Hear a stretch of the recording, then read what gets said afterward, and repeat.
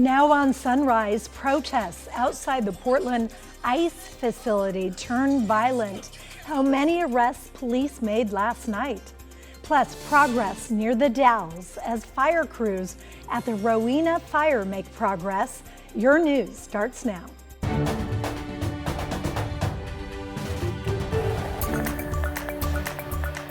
Good morning, and thanks for getting up with us on this Sunday. It is 6 o'clock. I'm Libby Dowsa alongside Daisy Caballero, and we are talking about a warm day today. Yeah, I'd say so. I mean, yesterday, because of how stubborn those clouds were, we didn't get as warm as we initially were anticipating to get. It felt pretty warm, but it was still pretty warm, right? Yeah, when the sun came out. Not bad, absolutely, yeah. But we officially hit 65 degrees in the Rose City yesterday. Today, yeah, definitely warmer. So a nice day to go outside, spend some time with Dad, because it is Father's Day. So happy Father's Day to all the dads watching us. So happy you are here, and happy Sunday for everyone as well. So wanted to give you a live look through the Wells Fargo Skycam. Of course, the sun is officially up, and we're starting to see kind of a deck of clouds start to move on in. So yes, we are expecting to see a little bit of some cloud coverage today, but not as much as we saw yesterday. I'm keeping my fingers crossed because, of course, things can definitely change. But currently right now, a temperature of 49 degrees in the Rose City, a little bit cooler, 41 over in Beaverton, 40 degrees for Hillsborough, 43 down in Tigard, Westland, about 45 degrees, 46 down at the state capitol. So some folks, we do have some cooler spots. Of course, the Hood River, 9 degrees cooler, 6 degrees cooler in McMinnville, and about 5 degrees cooler as we're looking to Salem. So here is your Father's Day forecast.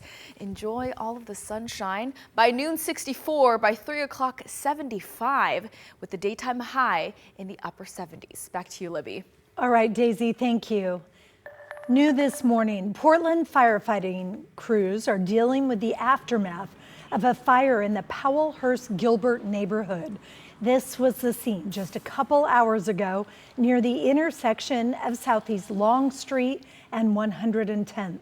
Witnesses tell us firefighters pulled a man out of the burning home. Right now, we don't have an update on their condition. We will keep you updated on this situation as we get more information. Federal authorities clashed with protesters outside the ICE building on the South Waterfront last night. This was the scene before Portland police formally declared a riot just before 6 o'clock. As you can see, ICE agents were using flashbangs and shooting pepper balls to disperse the crowd. Portland police arrested 3 people, 2 of them for attempted assault of a police officer. 1 federal officer was injured during the violence, but that officer did not require medical treatment.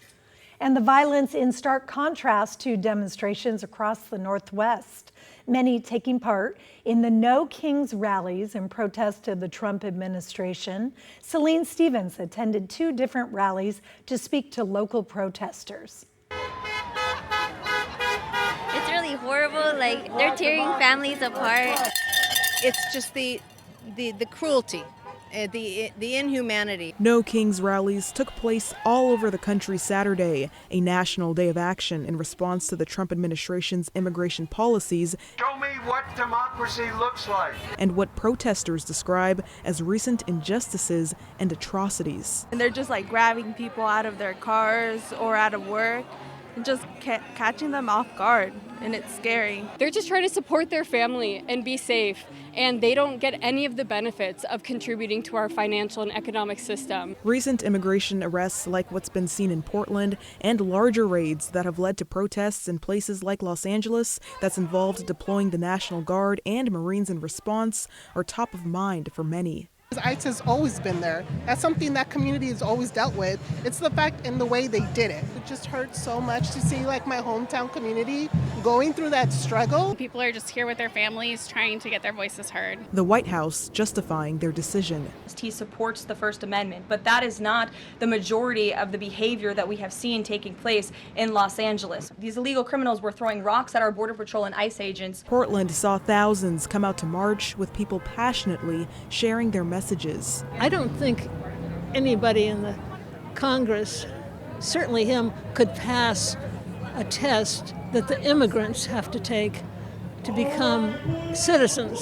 I don't think they know anything about the Constitution. What I see now is people's constitutional rights being stomped on. I am Latina, so I think it's the only thing that I could do right now is just show up. The importance of standing together was a common theme at the rallies and an ask for everyone to be treated equally. There weren't papers when, the pilgrims came here, so I don't know why, especially like when someone's brown, like why they had to be targeted for that. Celine Stevens, KGW News. Portland police confirmed there were no arrests at that main downtown demonstration. They say that was due in part to the collaboration between organizations, protesters, and police. It wasn't the largest or loudest rally we saw on Saturday, but those at a local assisted living home wanted to make their voices heard. The group from Cedar-Sinai Park held a demonstration at Southwest 62nd Avenue and Beaverton Hillsdale Highway. One woman we spoke to says she's been protesting since the 1960s. We were always active, but who knew that this would happen? Here we are, we're at a different time, but our people are very concerned, and this is something we can do. She also encouraged other people to do their part by getting involved in future demonstrations. A manhunt is underway in Minnesota. Police believe a man shot 2 state lawmakers and their spouses in targeted attacks. Authorities have identified the suspect, 57-year-old Vance Boltler. They say he impersonated law enforcement to gain access to the lawmakers' homes, then committed what they call politically motivated shootings. State Representative Melissa Hortman and her husband Mark were killed. State Senator John Hoffman and his wife Yvette were taken to the hospital with injuries. Authorities are asking for help locating Boltler. As noted, that we believe he's was still in at this time. He was in the Twin Cities area, and that we are continuing to work and follow up on that. We believe he's working to potentially flee the area, and so that's why we're sharing that with that information now so that we can safely apprehend him. Minnesota State Patrol and Governor Tim Walz asked people not to participate in the No Kings protests because of this shooting. Crews at the site of the Rowena fire near the Dalles are making steady progress this weekend. While the wildfire is still just 5% contained, the state fire marshal's office says the threat to homes has decreased. Authorities say 49 homes have been destroyed so far. I-84 remains open, but drivers are advised to be aware of crews working near the roadway. Here's a look at the evacuation map for the area. Some areas, like the Dalles Country Club, have been downgraded from level 3 Go Now evacuations to level 2. The club was allowed to reopen for business Saturday. A teenager is dead and 3 other teens hurt after a crash early Saturday morning. At this point, the Lynn County Sheriff's Office believes the 4 were in a truck on Middle Ridge Drive when they missed a turn and hit a tree. One of the teens was ejected and died at the scene. The others were taken to area hospitals. The Sheriff's Office says this is the 3rd deadly crash it's handled in less than a week.